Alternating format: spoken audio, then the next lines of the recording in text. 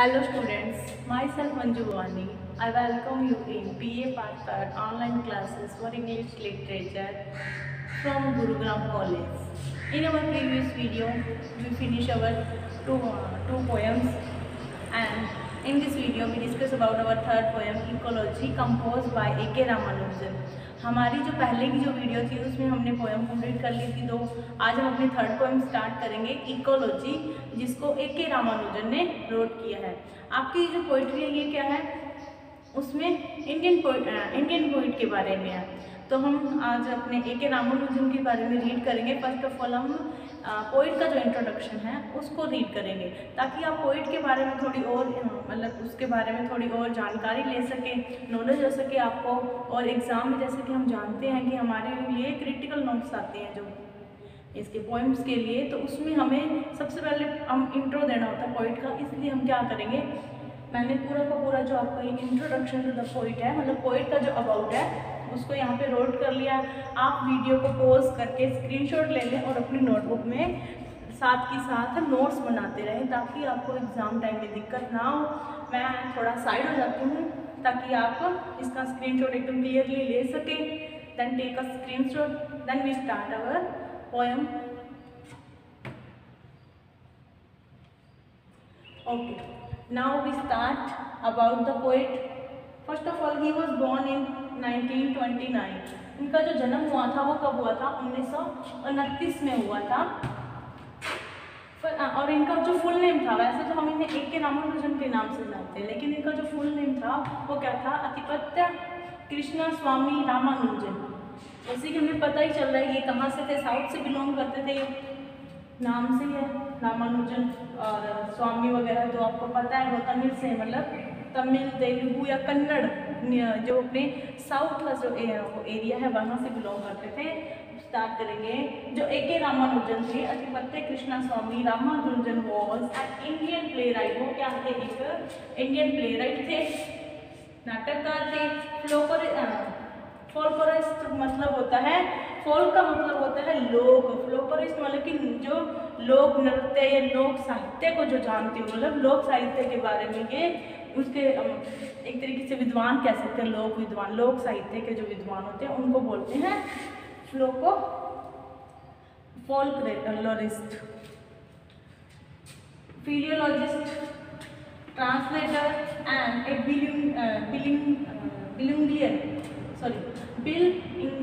बिलिंगुअल मतलब कि द्विभाषी। बिलिंगुअल का मतलब होता है द्विभाषी, बिलिंगुअल द्विभाषी मतलब वो क्या थे, एक दार्शनिक थे।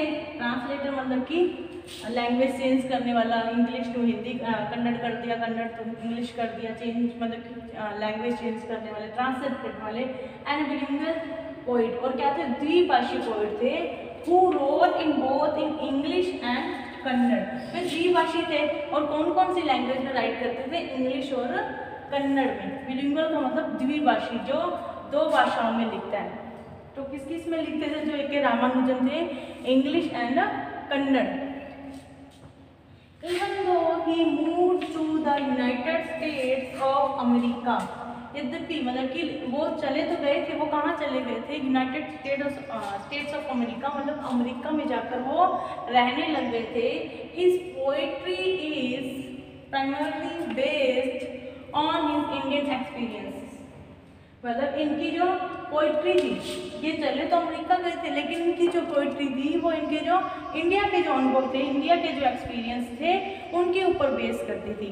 मतलब कहीं ना कहीं वो इंडिया का टच था, तो उनकी पोइट्री में वो आ ही जाता था। The volumes of his poetry, मतलब इसके जो फेमस वर्क्स थे या इसके जो वॉल्यूम्स का मतलब होता है जो संग्रह थे इसकी पोइट्री के, वो क्या थे, स्ट्राइडर्स, ये इसके नेम है, द स्ट्राइडर्स, रिलेशन और selected poems, second sides and collected poems, ये इसके फेमस वर्क्स कह सकते हैं। हम इसे अलग से भी लाइन बना के लिख सकते हैं। The famous works of A K. Ramanujan, these are the striders, relation, selected poems, second sight and collected poems. He was awarded Padma Shri in 1983। इनको क्या मिला था? पद्मश्री अवार्ड था जो वो 1983 में मिला था। और इनकी जो डेथ थी वो क्या थी? 1993 में हुई थी। तो उनके मरने से 10 साल पहले इनको क्या मिला था? पद्मश्री मिला था। ही पोस्टोथोमियसली वॉन द पोस्टोथोमियसली का मतलब क्या होता है? पोस्टोथोमियसली का मृत्यु के पश्चात, ये मरणोपरांत कहते हैं ना, मरणोपरांत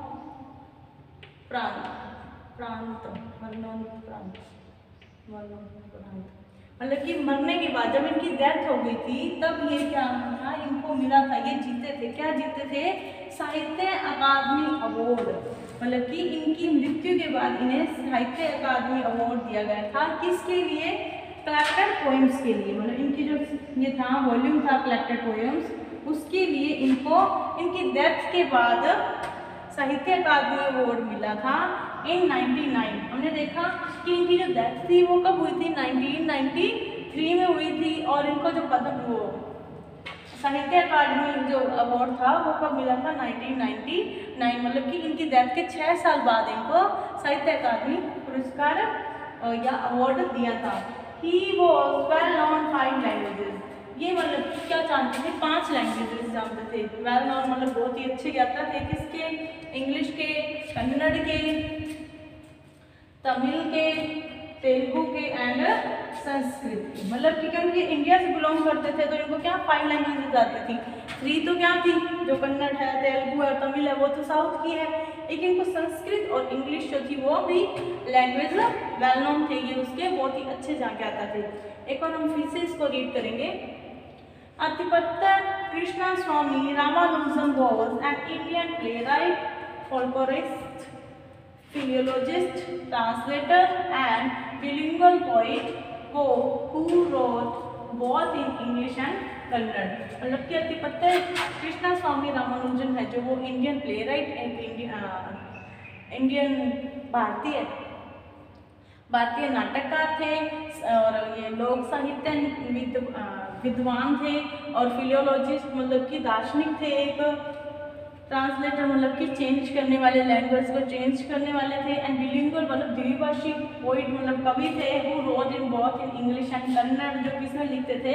इंग्लिश और कन्नड़ दोनों भाषाओं में लिखते थे। Even though he move to United States of America, यद्यपि वो चले गए थे यूनाइटेड स्टेट्स ऑफ अमेरिका चले गए थे, but his poetry is primarily based on his Indian experience. लेकिन इनकी जो पोइट्री थी वो मतलब प्राइमरली प्राथमिक रूप से किसके ऊपर बेस करती थी? किसके ऊपर डिपेंड करती थी? इनके जो इंडियन एक्सपीरियंसेस थे उनके ऊपर डिपेंड करती थी। The volumes of his poetry are, जो इनकी पोइट्री के जो वॉल्यूम्स हैं वो क्या हैं? These are the striders, relation, selected poems, second sight and collected poems. He was awarded Padma Shri award in 1983। इनको पद्मश्री अवार्ड मिला था 1983 में। He posthumously won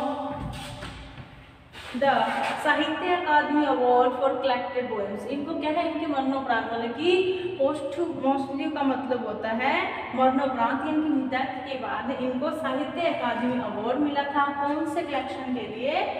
collected poems के लिए। सिलेक्टेड पोएम्स के लिए नहीं, यहाँ ध्यान देना आपको, कलेक्टेड पोएम्स के लिए इनको साहित्य अकादमी पुरस्कार मिला था, अवार्ड मिला था। He was well known 5 languages. ये बहुत ही अच्छे गाता थे 5 लैंग्वेज के। कौन कौन सी थी वो? English, Kannada, Tamil, Telugu and Sanskrit. मतलब कि इंग्लिश, कन्नड़, तमिल, तेलुगु और संस्कृत के बहुत ही अच्छे गाता थे। He was died in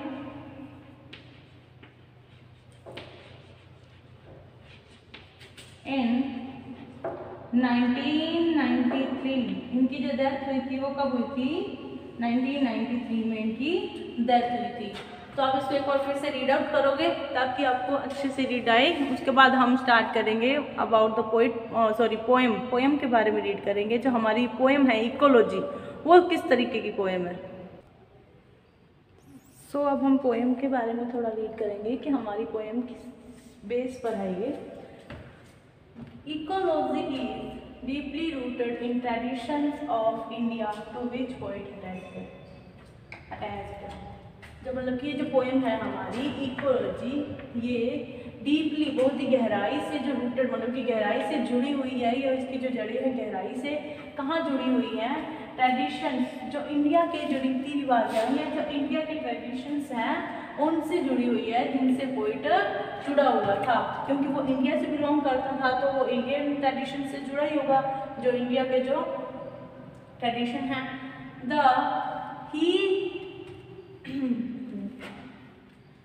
He realizes that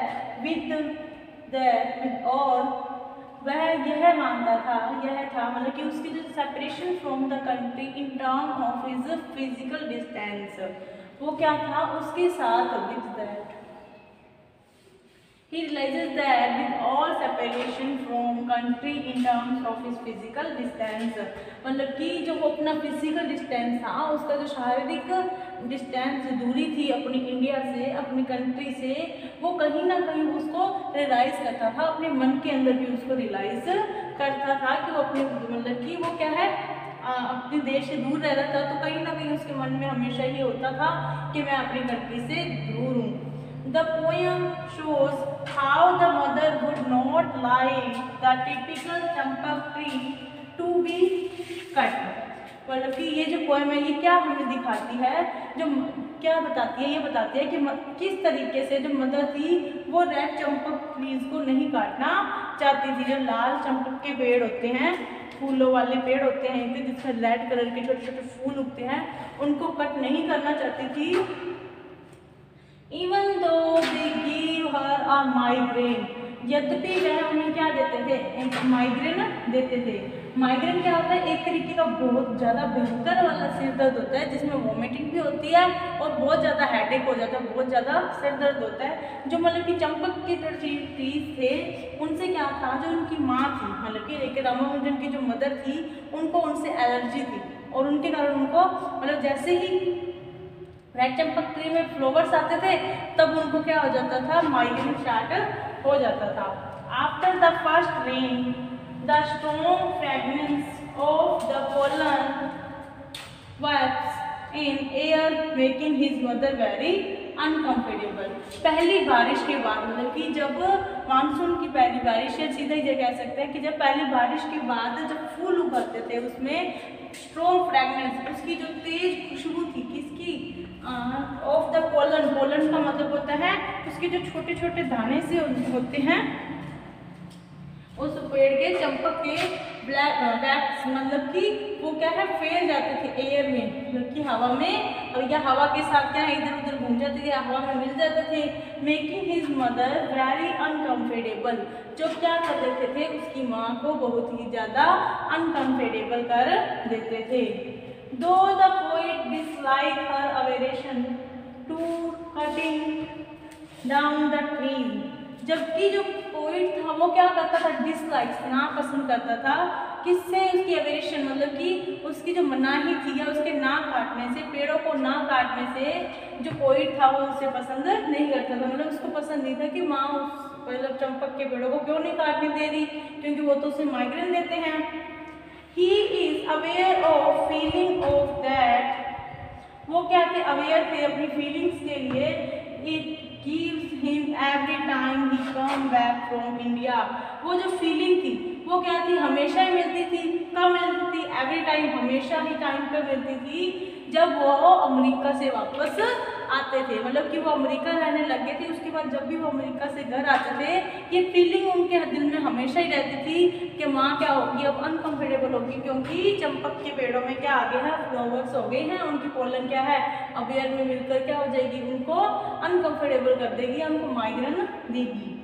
in simple words हम आसान से शब्दों में कह सकते हैं, we can say that there is a conflict, यहाँ पे क्या है, द्वंद्व है, between his mother and him, उसकी माँ और उसके बीच में, because of the going of the cutting of champak tree, मतलब कि पेड़ों को काटने के कारण उनकी उसकी माँ और उनके बीच में क्या है, कन्फ्लिक्ट मतलब द्वंद्व है कि दोनों में से उसकी माँ है वो क्या है पेड़ों को नहीं काटना चाहती, जबकि जो बेटा है आई.के. रामानुजन है वो क्या है अपनी माँ के लिए, मतलब माँ के सिर दर्द होता है इसीलिए क्या वो उनको कट करना चाहता है। पर फिर से हम रीड करेंगे इसी को ही। Ecology is deeply rooted in traditions of India to which poet attached.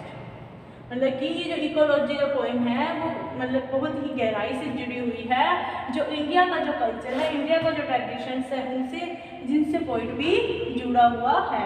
He realizes that with all separation from the country term of his physical distance, मतलब कि वह जानता है कि उसका जो सेपरेशन है, उसका जो अलगाव है या अलग हो गया है वो अपनी कंट्री से, फिजिकल डिस्टेंस है जो उसका, वो उसके मन में कहीं ना कहीं उसको करता है, उसको प्रभाव डालता है उसके।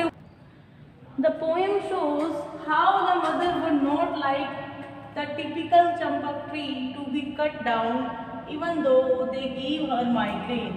मतलब कि ये पोएम है ये क्या शो करती है कि जो माँ है द मदर वुड नॉट, जो माँ है वो नहीं चाहती, क्या नहीं चाहती, टिपिकल मतलब कि जो वो बड़े से मतलब बड़े बड़े जो चंपक के ट्री थे फ्लावर्स वाले, फुल ऑफ फ्लावर्स, उनको काटना नहीं चाहती, जबकि वो जो फ्लावर्स थे वो क्या देते थे उसको, माइग्रेन देते थे। मतलब माइग्रेन क्या होता है, एक तरीके का सिर दर्द होता था, वो देते थे। आफ्टर द फर्स्ट रेन्स, जब बारिश, पहली बारिश के बाद, strong fragrance of pollen flats in air making his mother very uncomfortable. पहली बारिश के बाद जो स्ट्रॉन्ग मतलब कि भारी मात्रा में जो फ्रेगनेंस थी, हैवी फ्रेगनेंस थी पोलन की, किसके पोलन की, रेड चंपक के पोलन, वो क्या थी, हवा में घुल जाती थी, हवा में मिल जाती थी और उसकी माँ को बहुत ज़्यादा अनकंफर्टेबल कर देती थी। तो the poet dislikes her aversion to cutting down the trees. वो क्या था, तो यद्यपि वो पोएट क्या करता था, मतलब नहीं चाहता मतलब उसको पसंद नहीं था कि उसकी माँ उसे मना क्यों करती थी, लेकिन अपनी माँ के आगे क्या था, वो मजबूर था। That he is aware of feeling of that, वह उसकी फीलिंग मतलब कि जब भी अमेरिका से आता था उसके ध्यान में क्या आ जाता था, यही फीलिंग उसके दिमाग में आ जाती थी कि अब क्या होगा, मेरी माँ के सिर में दर्द हो रहा होगा। ये जब भी वो चंपक के ट्रीज को देखता था वापस आकर, तो उसके मन में क्या होता था कि मैंने इस पेड़ों को काटना है, क्योंकि मेरी माँ को क्या दे देते हैं, माइग्रेन देते हैं, दर्द देते हैं, अनकंफर्टेबल कर देते हैं। In a simple word we can say that there is a conflict. हम आसान से शब्दों में कह सकते हैं, सिंपल वर्ड्स में कह सकते हैं कि यहाँ पे क्या है, कन्फ्लिक्ट है बिटवीन मदर एंड हर सन, मतलब कि माँ और उसके बेटे के बीच में क्या है, द्वंद्व वाली जो है वो सिचुएशन बनी हुई है कि जो बेटा है वो क्या है, पेड़ों को काटना चाहता है और जो मतलब माँ है वो पेड़ों को नहीं काटना चाहती। अब हम इसमें थोड़ा सा पॉइंट में थोड़ा क्या चेंज देखते हैं कि हम पोइट देखते हैं, कोई भी पोइट होता है वो क्या इन्वायरमेंट को अच्छा बताता है, इन्वायरमेंट को अच्छा बताता है, हमें पेड़ उगाना चाहिए, हमें ये करना चाहिए, पेड़ों को नहीं काटना चाहिए। लेकिन ये पोएम्स क्या है, थोड़ी सी उससे डिफरेंट है। यहाँ पे जो पोइट है वो तो क्या चाहता है, पेड़ों को काटना चाहता है, लेकिन उसकी माँ है वो क्या है, पेड़ों को नहीं काटना चाहती। जो पोइट है, जो ए.के. रामानुजन है, वो डिवोटी है अपनी मदर के लिए, but his mother is devoted to the environment और दैट चंपक ट्री, मतलब कि वो तो अपनी माँ का भगत है और जो उसकी माँ है वो क्या है, प्रकृति की, नेचर की भगत है, इन्वायरमेंट पर्यावरण की भगत है, या तो कह सकते हैं दैट चंपक ट्री की भगत है। मतलब उनको काटना नहीं चाहती, जबकि वो पोइट है वो उसको काटना चाहता है। I think you all understand about the poet and about the poem. आप एक बार इसको फिर से रीड करना ताकि एक बार आपको ये अच्छे से हो जाए, क्लियर हो जाए। उसके बाद हम नेक्स्ट वीडियो में आपकी जो पोएम है उसका टेक्स्ट एक्सप्लेन करेंगे। तब तक के लिए stay home, stay safe, keep studying. Thank you.